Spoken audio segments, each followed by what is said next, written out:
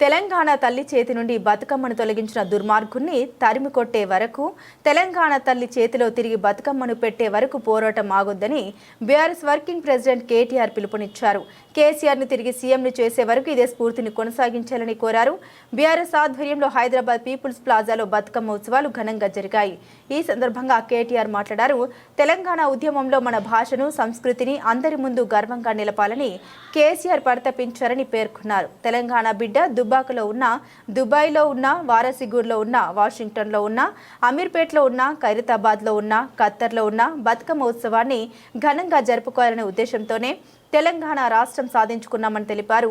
ఉద్యమ సమయంలో వందలాది బలిదానం చేసుకున్నారని గుర్తు చేశారు. కేసీఆర్ నాయకత్వంలో ప్రజల పోరాటంతో తెలంగాణ సిద్ధించిందని తెలిపారు. తెలంగాణ రాష్ట్రం ఏర్పడక ముందు తెలంగాణ భాషలో, యాసలో ఒక పాట కూడా వినబడని పరిస్థితి ఉండేదని గుర్తు చేశారు. అలాంటి తెలంగాణలో మన పాటలు వినిపిస్తున్నాయని తెలిపారు. పేర్చిన తంగేడు పూలను చూస్తుంటే ఒక్కో అమరుడు నవ్వుతున్నట్లుగా ఉందని అన్నారు.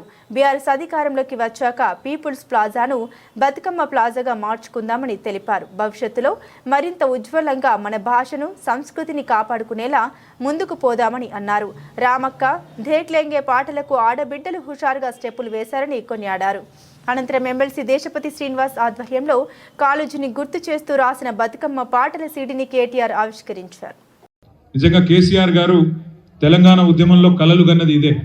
మన భాషని, మన సంస్కృతిని గర్వంగా, సగౌరవంగా అందరి ముందు తెలంగాణ బిడ్డ ఎక్కడ ఉన్నా, దుబ్బాకలో ఉన్నా, దుబాయ్లో ఉన్నా, వారాసిగూడలో ఉన్నా, వాషింగ్టన్లో ఉన్నా, అమీర్పేట్లో ఉన్నా, అమెరికాలో ఉన్నా, ఎక్కడ ఉన్నా గొప్పగా, ఘనంగా, ఖైరతాబాద్లో ఉన్నా, ఖతార్లో ఉన్నా, ఎక్కడ ఉన్నా గొప్పగా చేసుకోవాలన్న ఉద్దేశంతోనే మనం ఆనాడు తెలంగాణ రాష్ట్రం కోసం కొట్లాడి సాధించుకున్నాం. సరే, ఆ పోరాట క్రమంలో వందల మంది పిల్లలు మరి బలిదానం అయితే మనకు అల్టిమేట్గా కేసీఆర్ గారి నాయకత్వంలో ప్రజల పోరాటంతోనే తెలంగాణ సిద్ధించింది.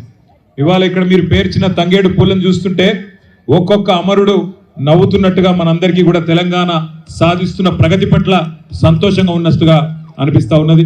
మరి నిజంగా కూడా హృదయపూర్వకంగా ఇవాళ పక్కనే పద్మారావు గారు చెప్తా ఉన్నారు, ఒకనాడు తెలంగాణ రాష్ట్రం ఏర్పడక ముందు తెలంగాణ భాషలో, యాసలో ఒక పాట కూడా ఎక్కడ వినబడని పరిస్థితి. ఈరోజు పీపుల్స్ ప్లాజాలో మరి తప్పకుండా ఈ పీపుల్స్ ప్లాజాను కూడా మళ్ళీ మన గవర్నమెంట్ వచ్చినాక దీని పేరు కూడా బతుకమ్మ ప్లాజాగా మార్చుకుంటే బాగుంటుందేమో. శాశ్వతంగా బతుకమ్మకు వేదికగా ఈ ప్రాంగణాన్ని చేసుకుంటూ బతుకమ్మ ప్లాజాగా చేసుకుందాం. భవిష్యత్తులో మరింత ఉజ్వలంగా మన భాషని, సంస్కృతిని కాపాడుకునే విధంగా ముందుకు పోదాం.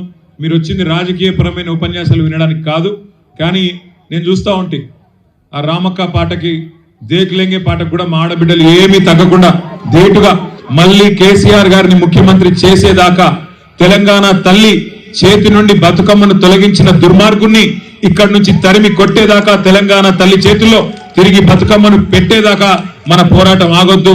ఇదే స్ఫూర్తితో మీ అందరి ఆశీర్వాదంతో ముందుకు పోతాం.